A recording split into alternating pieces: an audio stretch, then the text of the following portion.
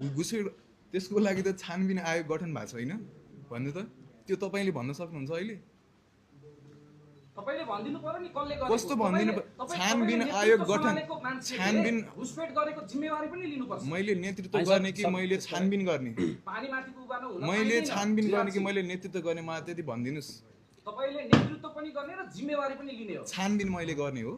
भन्नुस् त मलाई तपाईहरु सरकार बनाउनुहुन्छ छानबिन आयोग किन गठन भयो गर्नुहुन्छ सडक उचाल्नुहुन्छ किन हैन तपाईको क्वेशन नै इलोजिकल भयो सर कसरी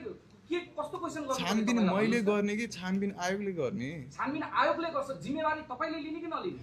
उसले इन्भेस्टिगेसन गरेर रिजल्ट निकालेपछि मैले जिम्मेवारी लिने कि नराम्रो काम अर्कोको कारण भनेर तपाई प्रेसमा आफ्नो वक्तव्य राख्ने तपाईको नैतिकता के हो भन्नु राम्रो कारण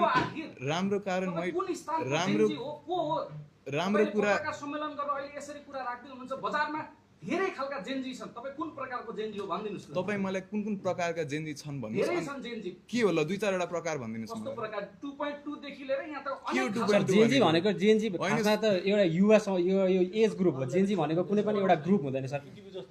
अनि अब ढुङ्गानालाई मेरो प्रश्न कि हैन एकचोटी पर्खिनु उहाँलाई क्ल्यारिफाई गरे ल तपाईको नैतिकताले के भन्छ भन्नुस् मेरो न नैतिकताले तपाईहरुले जुन कार्य गर्नु भने त्यसमा उधुम मचाउनु भने तोडफोड आगजनी गर्नु भने यो सम्पूर्ण जिम्मेवारी नेतृत्व भन्नेले लिनुपर्छ र तुरुन्त प्रहरीले तपाईहरुलाई हत्कडी लाउनुपर्छ त्यो तपाई के लयर हो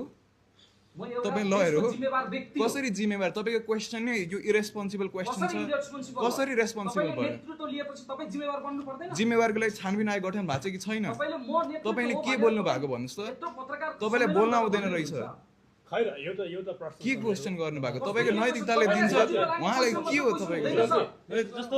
यस्तो हावा क्वेशन नगर्नु आज जुन स्थानमा छ तपाईहरु जस्ता अराजक व्यक्तिहरुले गर्दा अराजक